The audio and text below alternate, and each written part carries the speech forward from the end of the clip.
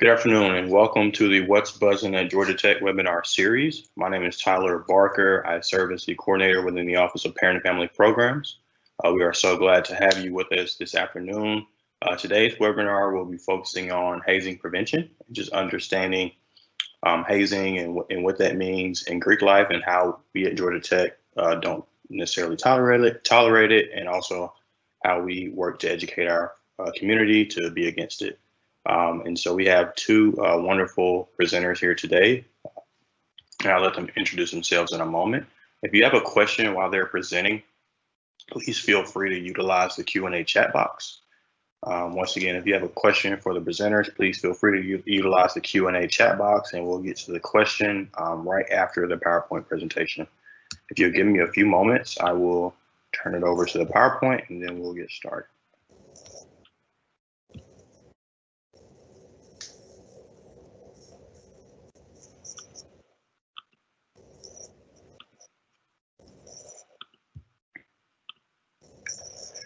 So without further ado, I would like to turn it over to our Fraternity and Sorority Life team.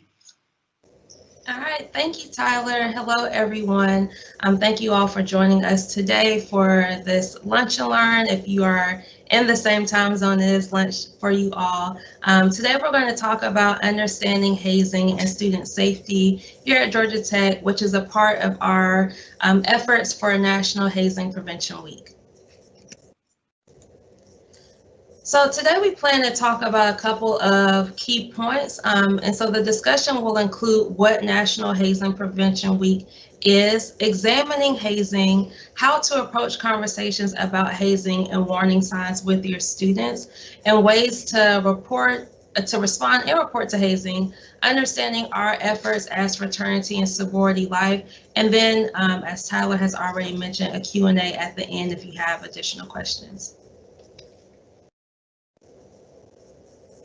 So I do want to introduce ourselves. My name is Janice McKenzie. I am the Assistant Director for the Office of Fraternity and Sorority Life. I also serve as the advisor for the Multicultural Greek Council as well as the National Pan-Hellenic Council. And then I will let Jameson introduce himself as well as our fellow coworker. Good afternoon, everyone. My name is Dr. Jameson Keller, and I serve Georgia Tech as the Assistant Dean of Students as well as the Director of Fraternity and Sorority Life. And so as you can see on the screen, we have a total of 3 staff. Maddie Smythe is our coordinator, and she primarily works with the College Pan-Hellenic Council or community, and so that represents 10 national sororities, 8 of which are coming from the National Pan-Hellenic Conference. Myself, I advise the Interfraternity Council, so that is made up of 30 fraternities on campus, most of which come from a larger umbrella, which is the National Interfraternity Conference. So as I've mentioned already, this presentation is in reference to our National Hazing Prevention Week, where we like to emphasize prevention of hazing. And we wanted to partner with our friends over in Parent and Family Programs because we recognize that our parents and families play such a huge role in helping to end hazing, to bring awareness to hazing, and to know what conversations to have with your students. So like I said, we'll talk about what this week is, why we put an emphasis on hazing, and then go into some of the nuances of hazing and your efforts in prevention. National Hazing Prevention Week was started several years ago in the early 2000s, and it brings awareness to ending hazing and prevention. It is a week solely dedicated to talking about hazing, examining hazing, having a look within your own communities about traditions and cultures that are starting that could lead towards a hazing community. It is always the last full week of September. So today is Thursday. We have one more day in the week.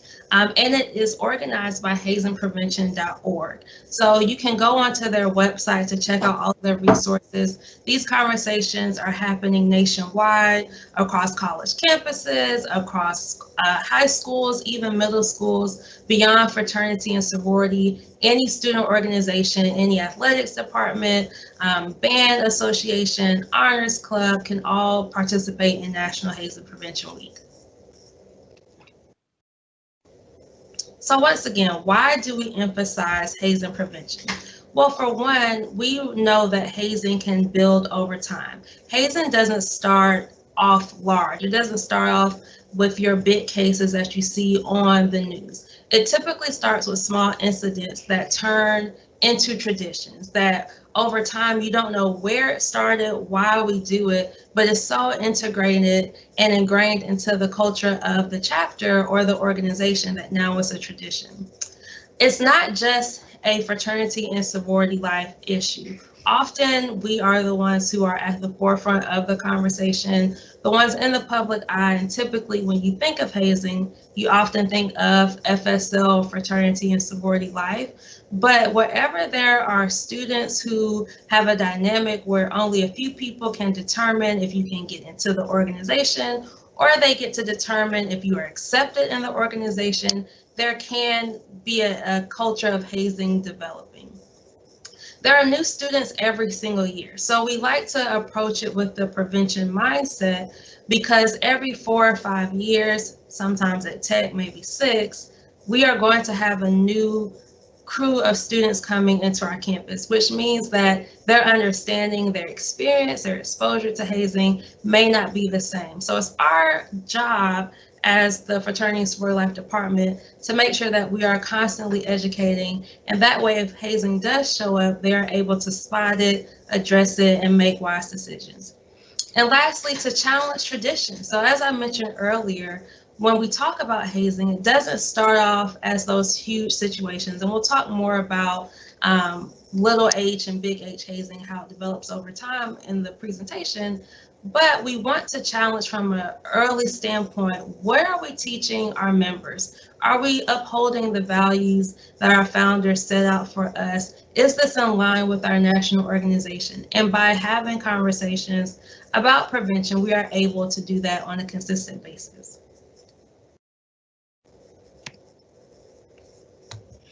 So actually, let's make sure that we are on the same page and give a definition of hazing, the one that we utilize here at Georgia Tech. So as found online, as well as in our student guide and policies, hazing is conduct whether on or off institute property which exceeds the normal expectations of the purpose or mission of the organization. And it could endanger students either mentally or physically, or sufficiently severe or pervasive enough that it interferes with their real reason why they're here, which is their academic pursuit. And so going back, mental and physical, I think those two are really important. And Janice is going to share some examples in a few slides of each of these. But mental, put down, scare tactics, and threats, those are usually what is utilized first in many circumstances, and then it kind of builds over time, as Janice was saying. Obviously, the physical component is a direct threat to health and safety, so forced calisthenics, forced alcohol consumption, things like that immediately endanger a student, whereas the mental capacity maybe might not affect the student right away, but it does build over time and continues to affect them even well after they become a full-fledged member of the organization. So that is what's really concerning, is the mental components, where most organizations who choose to haze believe that that is something that's not even a big deal. We're not putting anyone in physical danger, and so this is the reason why we choose to incorporate this aspect into a new member process or rookie process. But we have found, and research shows, that the mental aspects of hazing are just as dangerous, if not more, than the physical aspects of that. And again, Janice will share some more examples of both of those. It's important to note also that there is a difference, a gender difference, between hazing activities. And so men's groups, sports teams, athletic teams usually incorporate more of the physical aspects of hazing, whereas women's organizations, sororities, many of their aspects remain on the side of mental hazing. So as Janice said, we don't find situations where overnight there's a student dying as a result of hazing. What we find happens is it begins to start on a very, very small scale, almost to the point where it's not even an activity that is hazing, but it gets up to that very fine line. And students will incorporate something that they think is important or an activity that is important. And in a moment, I'll describe the aspects that contribute to this. But it could be something like walking through the back door of a fraternity house. And the thought there is we want to provide an experience for students that they feel like they've achieved something when they complete our program. And so therefore, because you're not an active member, you can't walk through the front door. You can only walk through the back door. And again, that doesn't really put anyone into in physical danger. Even mentally, that could be kind of a put down, but more probably of an inconvenience than anything else. And so no one in that situation thinks much of it in most cases. And then those students who had to walk through the back door get initiated or become a full-fledged member of the sports team or any other group. And then they reflect back and they say, you know what, that was so easy and so silly. I agree that we need to make sure that people are getting initiated or becoming a full-fledged member with even more excitement and feeling like they've achieved something. So we're going to add more to this. And so you will see over time, and sometimes it takes years within an organization to start from something very simple with good intentions that develops and snowballs over the course of time. And what's happening is students who originally had that happen to them will incorporate a little bit more, and then they graduate. And then more students come in, and over time, no one remembers the initial activity or the purpose behind it that started out as the little h. Now we're halfway along the spectrum or even further, and we think that this has always been a tradition, this is always something that we've been doing, and unfortunately, that's not the case. So what builds up the capacity for a hazing culture to begin in any organization? And this isn't just something that happens with college students, although it is certainly something that every college student is going through because they're changing, they're going through a huge change within their lives. But we're finding more and more students have already experienced a level of hazing involving these three areas all the way through middle school, or it starts all the way from middle school and then develops over time. So that contributes to the issue here because a lot of students don't even realize when they're being hazed that it's actually hazing, because it might be something that they've had to do all the way since 5th or 6th grade. But these three areas alone, independently, are all important aspects of a college student's experience, as well as their own development as they're coming onto campus. And so every student wants to belong to their new environment. They want to be able to connect with students who understand them, who will support them, who they will be friends with. And so they are pretty anxious about that, especially students who are coming from out of state or out of the country, or even from different aspects and areas of the local area. And so they really desperately want to make this huge place of 20, 30, 40,000 students much more manageable and less overwhelming. And so they want to find a group, they want to belong. And of course, they want to belong to a group that has some prestige. You know, they want to be active in something that gives them some recognition, that they can be proud of, that they can support and devote their time to. And that isn't necessarily a problem in and of itself. We all want to be able to say that we're a part of something that is successful. And then there's this rite of passage component that also is a part of this. And so students, humans really, are going through life and wanting to successfully achieve significant rites of passage that are in line with their goals, that are in line with their generation, with their peers, especially peers that they are close to or want to be friends with. And so we all have rites of passage. We've all gone through rites of passage. Getting a driver's license is a big one. Being able to vote for the first time, turning 21 and being able to partake in adult beverages, all of those things are significant. And for a student coming onto a college campus, that's a pretty big one, right? And so all of these, like I said, independently are great things, and it's an aspect of their development that students will grow from. But when we focus too much on prestige and involve these other components, it's what I call a perfect storm, because organizations organizations specifically that haze understand that students desperately want to belong, and their organization is prestigious. They perceive it as prestigious, and so not everybody can be a part.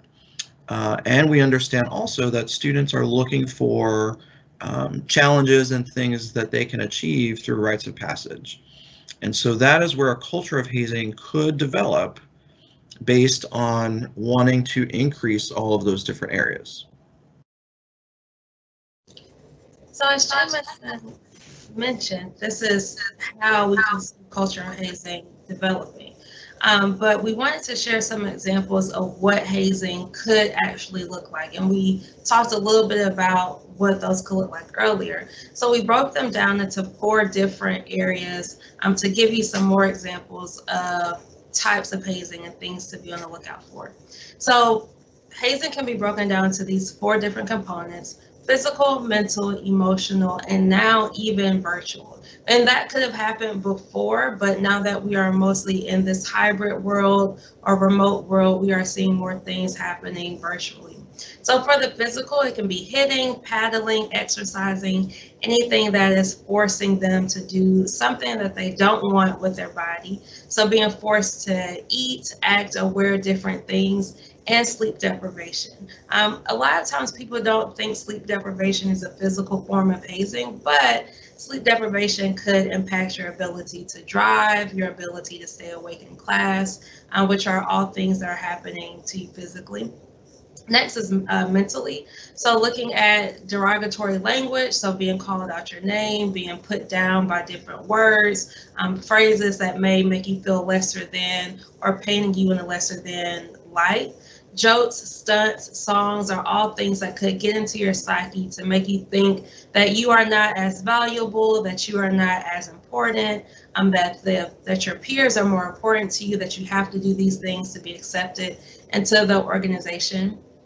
Emotional. So looking at the hidden harms and triggers that members who are trying to join these organizations may have. You don't know the background story of a student who is coming into your organization, if they have dealt with suicidal ideation in the past, if they have had a family member who has struggled with alcoholism, if they have lost someone to a traumatic experience, and pushing them into these moments again could cause some emotional damage that can't be undone or could take years to undo it. PTSD is also a issue that we can see in students who have experienced hazing, where they are taken back to that moment where they are struggling to get past the hazing that they've experienced.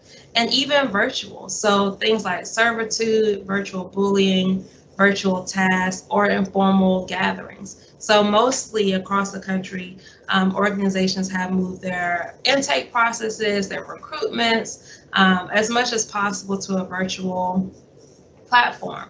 So making someone log in for your class for you, or making someone wake up at a certain time and call you to wake you up so that you're not late to your virtual class. Or even knowing that you are supposed to be virtual, knowing that the organization has asked for everything to be virtual, but asking people to come together for an informal gathering. You may not feel comfortable doing that. You know everything should be virtual, but if you say no, will you still be accepted into the organization, or will you be seen as an outsider?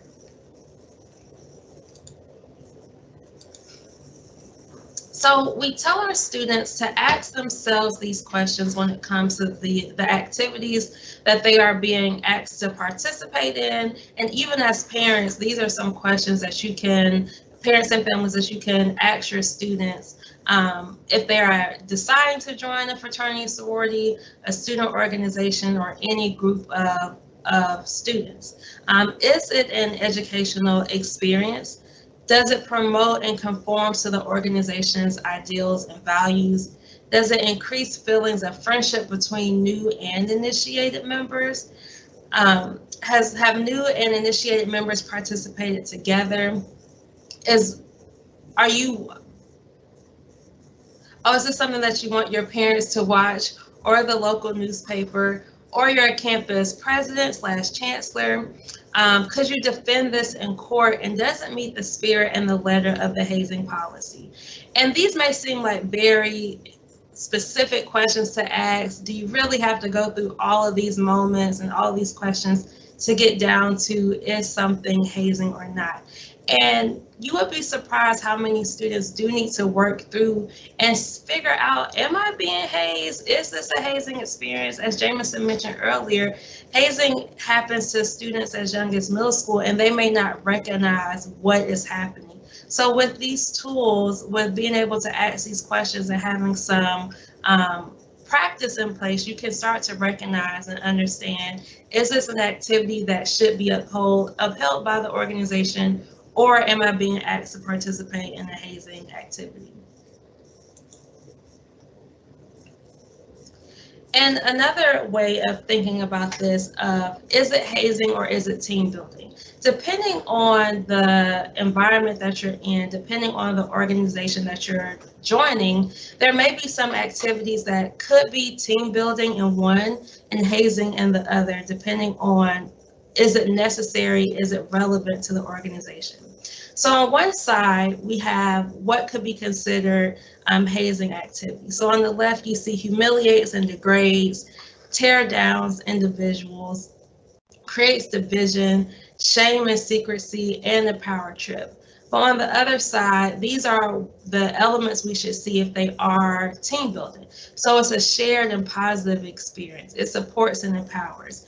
It promotes, respects, and provides dignity. It creates lifelong memories, pride and integrity, and creates real teamwork. So on the left, we have characteristics of hazing, and on the right, we have characteristics of team building. If you are asked to participate in an activity and you feel humiliated, you feel torn down, it creates division, you feel like you have to keep it a secret, it doesn't feel good, it doesn't feel upright and moral and ethical, then more than likely it is hazing. But if you're asked to participate and it's a shared experience between new members and older members, it's a positive experience. It empowers you, it makes you feel good about yourself. You feel like you are achieving something, but not in a way that degrades you. You feel like you have integrity, that you're upholding the values of your organization, then you're participating in a team building activity. So there are some myths about hazing, and we actually took out the myths and we just wanted to give you the straight facts. And so the first fact, in states that have laws against hazing, consent of the victim can't be used as a defense. This is because even if someone agrees to participate in a potentially hazardous action, it may not be true consent because of peer pressure, intentional or unintentional threats, and the withholding of information about what will occur. So often we'll hear, oh, well, they said that they wanted to participate. That does not exempt someone from it being considered hazing. The fact is, Was that person coerced? Do we know if they truly wanted to do this activity? Did they feel the pressure from their peers to have to participate? The second fact, it's not difficult to decide if an activity is hazing if you use critical thinking.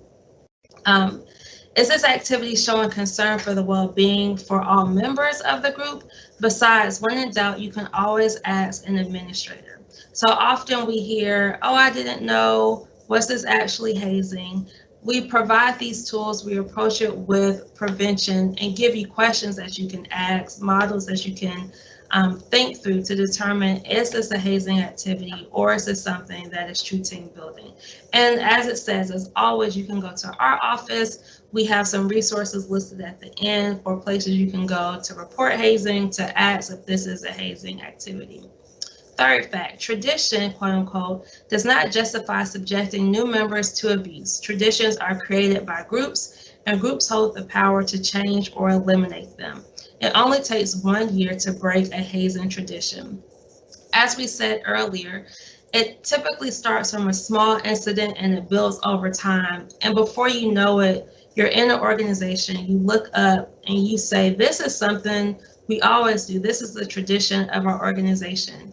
But ask yourself, where did this tradition start from? What is this tradition trying to show about our organization? Does this tradition align with the mission and the values and uphold our organization? If not, traditions can be changed. Each tradition was started by a group of people who said this should be a tradition.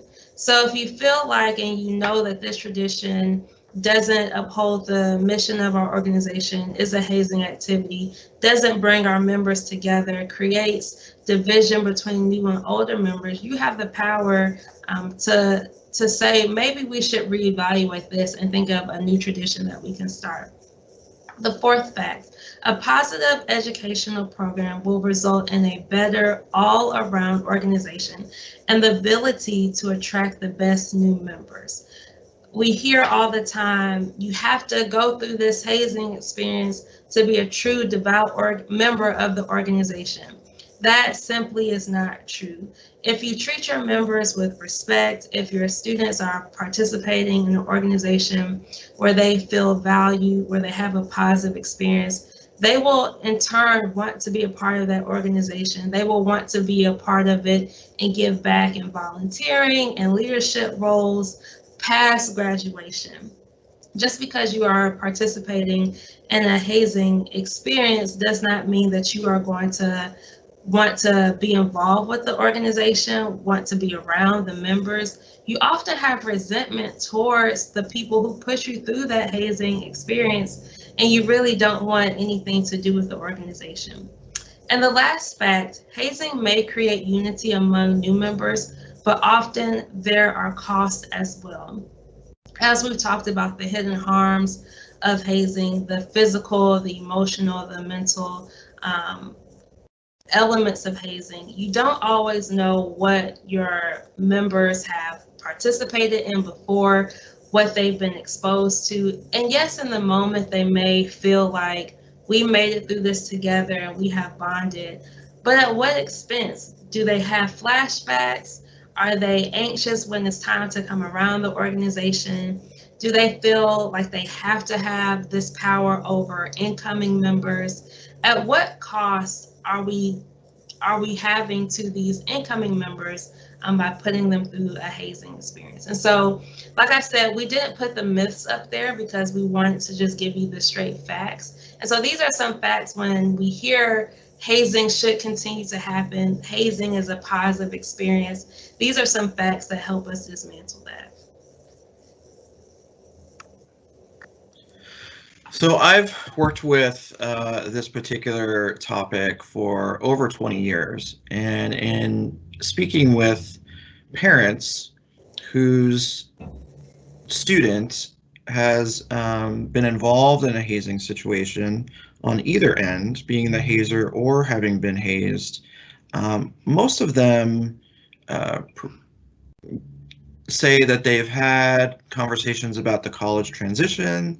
They've had great conversations about drinking and driving, They've had conversations about being safe on campus and watching where you walk at night, making sure it's lit properly, but they've never had a conversation about hazing specifically. And so that's one of the reasons why we're doing this program, is to help equip you with this information so that you can engage your student in having some good conversations. One of the first ways to do that is to understand the mission and the values of the organization that your student is involved in. And so every organization on our campus is a non-hazing organization.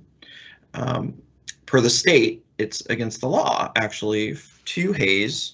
And so therefore, as a public institution, we have to follow the Georgia State Education Code and all of the laws. And so every one of our organizations is a non-hazing organization.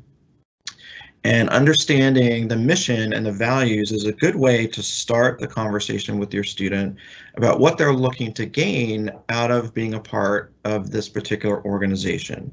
How does the mission align with their own personal values and goals? And what do they expect to be able to contribute to that organization in return?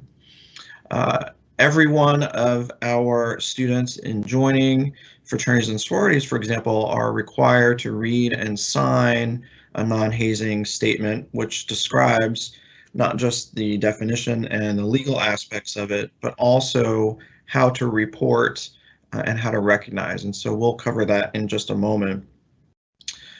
So it's a good question to ask, what stood out to you as you read and signed that statement? Do you understand by signing that statement, this means, that you will follow this, regardless of whether you are a new member or a rookie, or on the flip side, even an active member. Every organization has a nationally recognized program of education, and so each one of our 53 fraternities and sororities have developed their own leadership development programs, as well as anti-hazing, sexual assault, fire safety, all of those aspects. And as an institute, we also have programming as well. And so aside from National Hazing Prevention Week, which what Janice has talked about, we do mandate an educational program, including the topic of hazing, for every new member who is joining our community. And then finally, understanding the law for the state that you live in, but also most importantly, if your student's going here and you're out of state, understanding the law in Georgia. And right now, it currently stands as a misdemeanor, which is could include up to 30 days in jail and a $5,000 fine. Some of you may be familiar with a hazing incident that took place in Louisiana 3 years ago, actually now. And so Max Groover was the student, unfortunately, that was involved in hazing so egregious that he died as a result. And so the Groovers are actually from Georgia, and they have worked with our state legislatures to create what's called the Max Groover Act. And so far, it has passed our state Senate. COVID has happened, so there's a little bit of delay moving it on to the next part of the process, which is the House of Representatives, and then finally the governor signing it. But essentially, it will update the hazing statute currently as a misdemeanor and add some components, including if anyone gets seriously injured or dies as a result, that is a felony for participating in hazing. And so that act did pass in Louisiana, and so they have changed their laws. Many states now are updating it across the country. I believe there's 5 states left that don't have any sort of state law that addresses hazing. So keep your eyes on that one as it continues to make its way through the rest of the state legislature, and hopefully that gets passed sooner than later.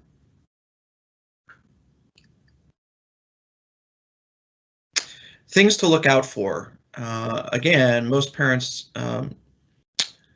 are paying attention to many things, but again, some things in regards to hazing may not be as noticeable.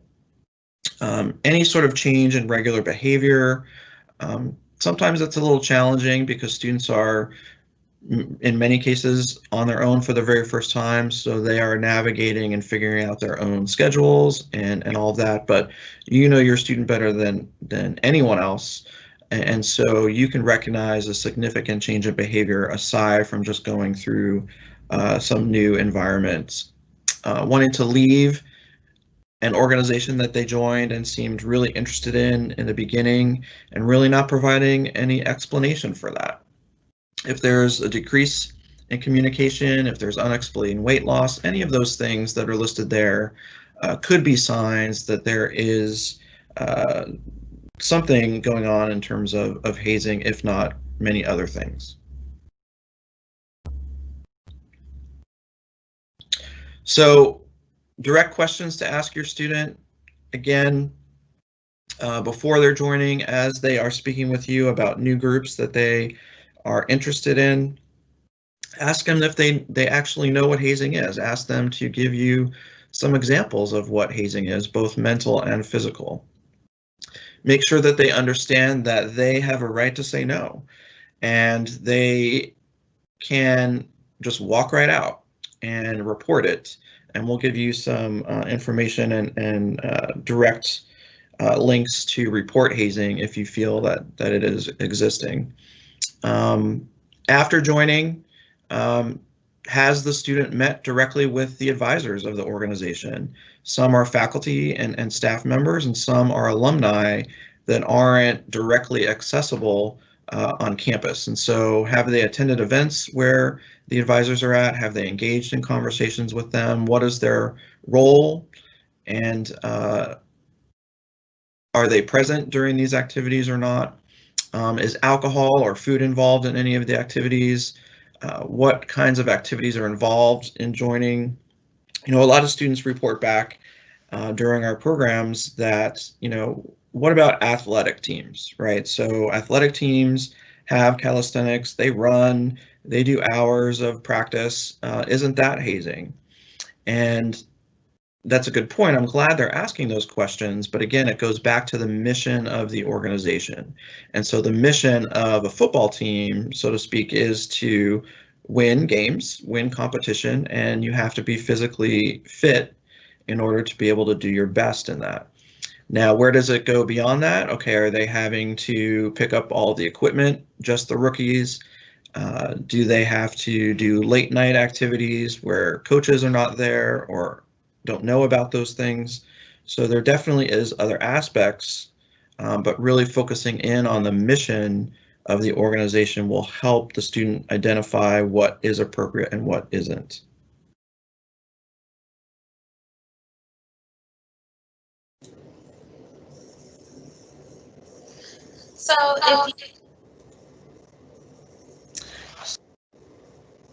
So if you see something, say something. So we wanted to make sure that you recognize that you are doing the right thing. We never want our parents and families to think that by reporting hazing, by talking to your students about hazing, that you are doing something that is wrong. And often we'll get calls from parents saying, you know, I think something's up with my student. I really want to remain anonymous. I don't want to get the organization in trouble. But I think this organization is hazing. I think my student's going through a hazing situation, but I don't want to report it. I just want you all to know what's going on. And we really appreciate that, but it is important that you know that you are doing the right thing when you do call us, and that we will do our best to make sure that things stay confidential, that we don't want to just ruin your student's life, but we also want to make sure that we are addressing the issue so that it doesn't continue, and that we don't look up 3-4 weeks from now and your child is seriously hurt, or someone else in the organization, because of the fear that your child may be upset. Your child probably will be a little upset with you. They may feel a little embarrassed, but deep down, they are grateful that their parent once again came in and recognized, was paying attention, and helped to make sure that their child and their student was safe. And so here are some ways that we can help make this happen, that we can even get to the point of course correcting before it becomes a major hazing investigation. So identify what is happening. We've given you resources of questions to ask. We've talked about what hazing can look like. We've talked about things that you can look out for in your student. So identify what is going on. And then you and your students share your concerns. Talk to the chapter leadership. Often the leaders don't know what's happening. It's often the subgroup of the organization or chapter that are making this happen, that are leading the hazing incidents. So talk to the leadership of the organization, come and talk to our office. You can reach out to the leaders of the national organization, but just share, like, I'm not too sure about this. I'm kind of concerned. What's going on? And gain supporters. Often there are people within the organization who also are questioning what is happening, but they're too scared or timid to say something. So even in sharing your concern, you can talk to other new members, other rookies, other younger members in the organization and say, hey, I'm not too sure. How do you feel about this? And so if you gain your supporters, the more people that you have behind you, the more comfortable you will feel about rectifying and correcting the situation and bringing it up to the leadership within your organization. And then finally, consider other activities. So can we look at something that leans more towards team building? Can we uphold the mission and vision of our organization without having to cross over into a hazing activity? Prime example, we get asked about scavenger hunts often. And so at many schools, scavenger hunts are not allowed because it can lean towards a harmful situation, a hazing situation. But say if you are in a scavenger hunt and you are paired up with it's the new members versus the older members, but the older members really aren't competing. And it's the new members who are put in booby traps and having to figure everything out and just cannot get through the scavenger hunt. That can be deemed as a hazing situation. You can take that same situation and rework it to make it truly a bonding experience between new members and continuing members. You can make it something that has a shared positive outcome and value. So say if everyone is participating together, you have all the equipment that you need to be successful, you're paired with a new member and a younger member, you are considering other activities or other ways to have the same activity, but you're making it where it lends towards a team builder versus a hazing activity. And that's what we always want to look at. Is it team building or is it hazing? And going back to those examples of what hazing makes you feel like versus what a team building activity makes you feel like.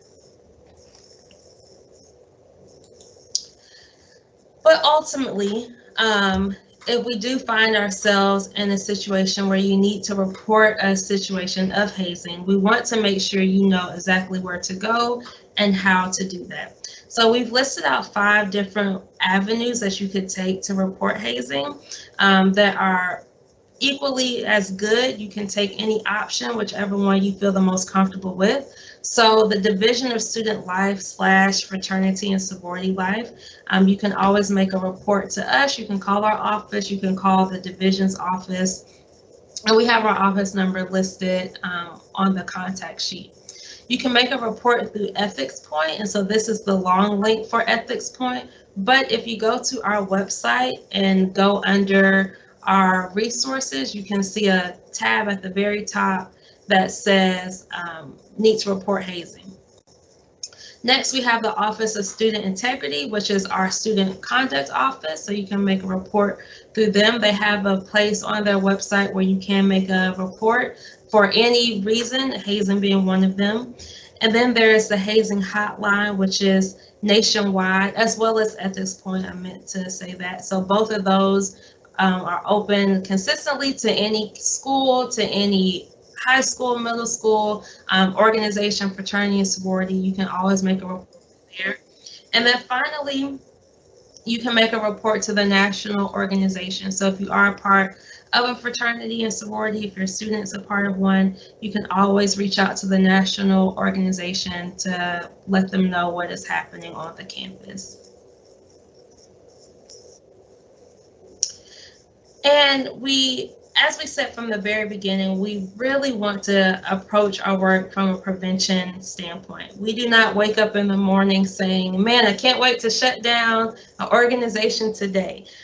We want to keep our fraternities and sororities and student organizations thriving here on campus. We know that these groups are an important part of a student's college experience. And so our mission is not to shut Greek life down. Our mission is not to shut down student fund, but our mission is to make sure that they get what they came here to achieve, which is a diploma, that they are able to go home for all the breaks and see their families, and that they leave here better than they left, that they do not have trauma from the experiences that we provided as in fraternities and sororities for them. So we try our best to have different moments where we can talk about hazing, where we can talk about prevention, where we can have deep conversations about the integrity of our organizations, the morals of our organizations, and how we are treating our members and creating a positive experience.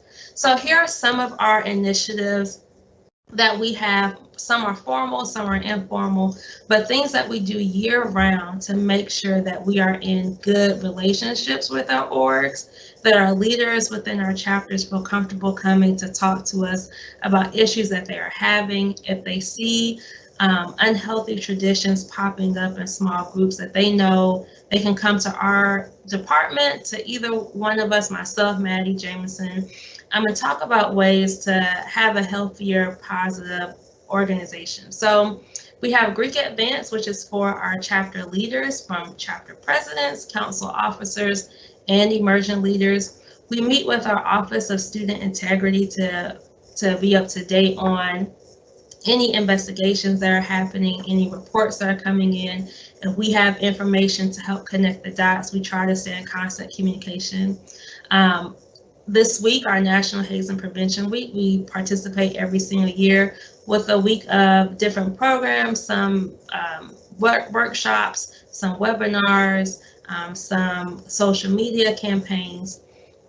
We have relationships with our headquarters staff, and so when they come into town, this year when they reach out for a Zoom meeting, we try to make sure we are present for those. We consistently meet with our chapters and our chapter presidents, our council leaders, and we bring up the conversation and the topic of hazing often. What are you seeing in your organization? Do you feel like you are upholding, once again, the mission and values? Do you feel like you're seeing sparks of unhealthy traditions starting with different subgroups? Do you have any concerns about the members in your organization who may be going in a different direction than you have as a chapter leader? And finally, we have Greek peer education / new member orientation, where we talk about hazing once again with all of our new members who come into our chapters yearly. So these are just some of our initiatives. Like I said, some are more formalized, some are just informal conversations and relationships that we try to maintain, but we try to keep prevention as our primary method of handling hazing. We don't want to lose a chapter, and so we do our best to make sure that we are educating, that we are being at the forefront, and that we are making it a constant part of our approach. So thank you all so much for spending this time with us. If you want to reach out to us, if you have any questions, we have moved offices. So if we have some returning parents who have been here for a few years, this is our new address. If you need to reach out to us, you have our email address. And then At the bottom, we have our office number. We are in a hybrid, mostly remote working experience. So the best way to reach us is by email, but if you do call, please leave a message and someone will be able to get back with you.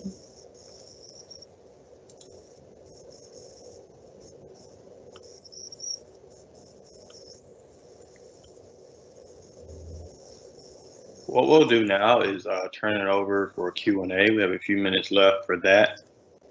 So any parents and families who have any questions about Greek life, about hazing prevention, any additional tips on how to have that conversation with your student, please feel free to drop those in the Q&A.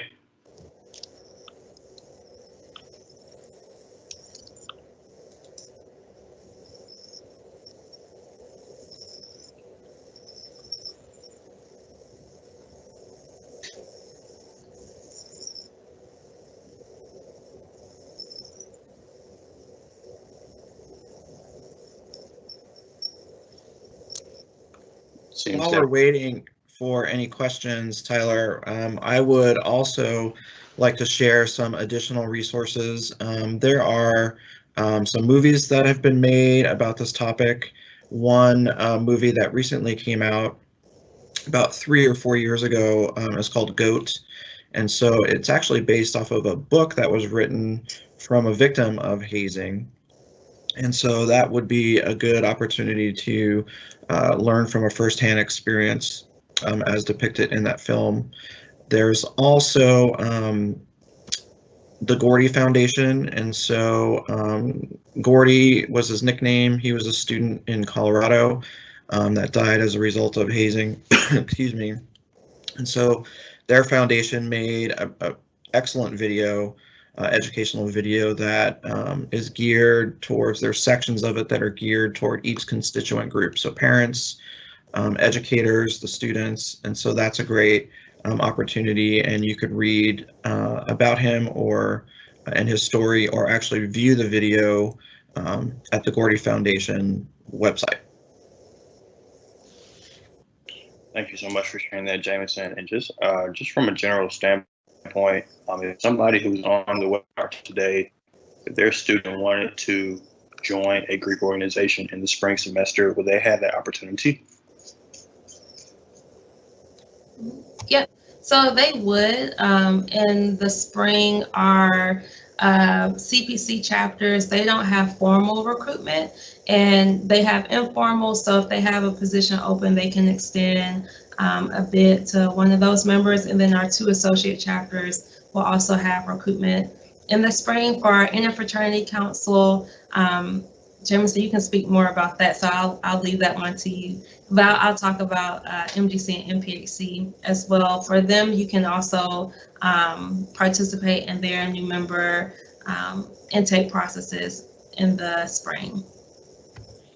Yes, all of the fraternities in the Interfraternity Council will be recruiting this spring. It will be an all virtual experience.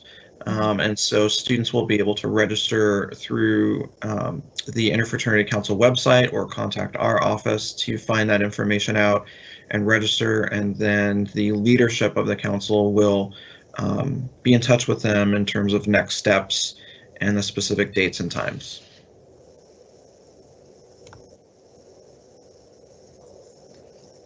Great. Well, seems that we don't have any questions from the audience, so I would just like to thank both of you, Jameson and Janice, for just taking the time out of your schedule to chat with us today. Truly some great information and knowledge for our parents and families. To all the parents and families who are on the webinar, please know that this will be recorded and posted to our YouTube channel within the next 24 hours. And also it will be available on our website as well, parents.gatech.edu, under the Stay Connected tab. And then you'll go to virtual recordings. I would encourage you as well to mark your calendars for just in a few hours. We have the Office of the Arts at 3 p.m. hosting a webinar, just talking about some ways your student can get connected with the arts and some of the events and programs that we host here at Georgia Tech for students who are interested. So please tune in to that. The link can be found on our website as well, parents.gatech.edu, under the Stay Connected tab under virtual recordings, and then you'll click on the PDF schedule, which has all of the attendee links for the upcoming webinars for this semester. But with that being said, just thank you so much for joining us today, and we hope you have a great rest of the day.